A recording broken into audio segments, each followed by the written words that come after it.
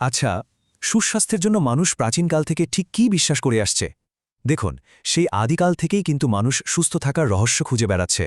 আর এই খোঁজে প্রকৃতি, বিশ্বাস আর জ্ঞান এই সব কিছুকে কাজে লাগিয়েই রোগমুক্তির পথ তৈরি হয়েছে। আর ঠিক এই রকম একটা গভীর অনুসন্ধান থেকে কিন্তু জন্ম নিয়েছে নববী চিকিৎসার মতো এক অসাধারণ দর্শন। তো এই পর্বে আমরা ঠিক এটাই জানব, নববী চিকিৎসা পদ্ধতি আসলে কি। আর এটা কিন্তু শুধু রোগ সারানোর কোনো উপায় না, এর চেয়েও অনেক বেশি কিছু। বলা যায় স্বাস্থ্য আর সুস্থতার একটা সম্পূর্ণ জীবন দর্শন। তাহলে এই চিকিৎসা পদ্ধতির মূল ভিত্তিটা কি? খুব সহজ করে বললে এটা হলো আমাদের শরীর আর আত্মার এক অসাধারণ মেলবন্ধন। মানে এখানে বিশ্বাস করা হয় যে সত্যিকারের সুস্থতা কিন্তু তখনই আসে যখন শরীর আর আত্মার মধ্যে একটা সুন্দর ভারসাম্য তৈরি হয়। আচ্ছা, চলুন তাহলে একদম সহজলভ্য একটা উপাদান দিয়ে শুরু করা যাক। পানি। আমরা তো পানি প্রতিদিনই ব্যবহার করি, তাই না? কিন্তু আপনি কি জানেন, এই নববী চিকিৎসায় সাধারণ পানিকেও কতটা শক্তিশালী একটা নিরাময়ের উপায় হিসেবে দেখা হয়? খুবই ইন্টারেস্টিং ব্যাপার হলো, নববী চিকিৎসায় জ্বরের একটা অন্যরকম ব্যাখ্যা আছে।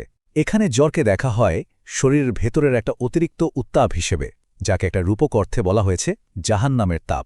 আর এর প্রতিকারটাও কিন্তু ঠিক ততটাই সহজ, ঠান্ডা পানি দিয়ে ভেতরের সেই উত্তাপটাকে শান্ত করে দেওয়া।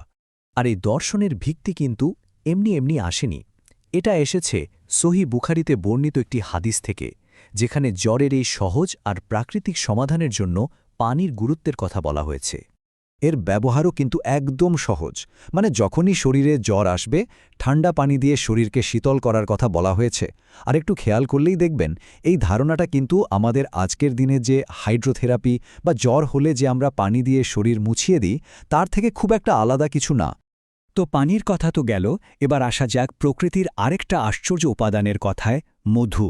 নববী চিকিৎসায় মধুকে তো প্রায় সব রোগের মহৌষধি বলা হয়। চলুন তো দেখি এর পেছনের কারণটা আসলে কি।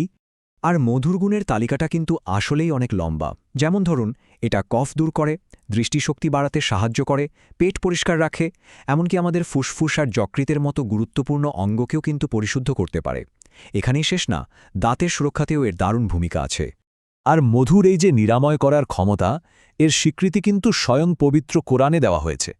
সেখানে পরিষ্কার বলা আছে এর মধ্যে মানুষের জন্য আরোগ্য বা নিরাময় রয়েছে। এটা তো এর গুরুত্বকে আরও অনেক অনেক গুণ বাড়িয়ে দেয়, তাই না? আচ্ছা, এবার আমরা এমন একটা বিশেষ চিকিৎসা পদ্ধতির দিকে যাব যা অনেকের কাছেই হয়তো পরিচিত। নামটা হলো হেজামা, বা ইংরেজিতে যাকে আমরা বলি কাপিং থেরাপি। এটা মূলত শরীর থেকে দূষিত পদার্থ বের করে আনার একটা খুবই প্রাচীন আর কার্যকর উপায়। হিজামা কিন্তু মূলত দুইভাবে করা হয়। একটাকে বলা হয় আর্দ্র হিজামা বা ওয়েট কাপিং। এখানে ত্বকের ওপর কাপ বসিয়ে খুব হালকা করে আঁচড় দিয়ে শরীর থেকে কিছু দূষিত রক্ত বের করে আনা হয়। আর আরেকটা হলো শুষ্ক হিজামা বা ড্রাই কাপিং। নাম শুনেই বোঝা যাচ্ছে এখানে কোনো রকম রক্তপাত ছাড়াই শুধু কাপ ব্যবহার করা হয়। আরেকটা মজার ব্যাপার হলো, হিজামা করার জন্য সময়েরও একটা বিশেষ গুরুত্ব আছে।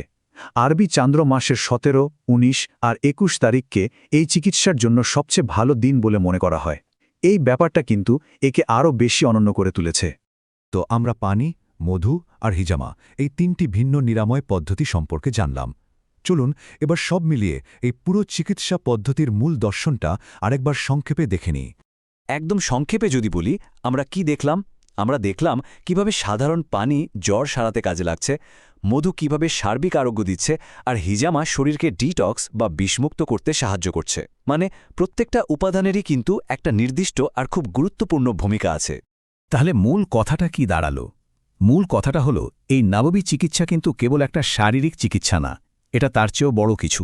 এটা এমন একটা দর্শন যা আমাদের শরীর, মন আর আত্মা এই তিনের সুস্থতাকেই একসাথে দেখে। আর শারীরিক নিরাময়ের সাথে আধ্যাত্মিক বিশ্বাসকে জুড়ে দেওয়াটাই কিন্তু এর সবচেয়ে বড় শক্তি। তো এই পুরো আলোচনার পর একটা প্রশ্ন কিন্তু থেকেই যায়। আচ্ছা, আমরা কি পারি না এই প্রাচীন জ্ঞানের সাথে আমাদের আধুনিক বিজ্ঞানের একটা মেলবন্ধন ঘটাতে? ঐতিহ্য আর আজকের দিনের উদ্ভাবন, এই দুটোকে একসাথে কাজে লাগিয়ে আমরা হয়তো স্বাস্থ্যের জন্য একটা সম্পূর্ণ নতুন দিগন্ত খুলে দিতে পারি। কি মনে হয় আপনাদের?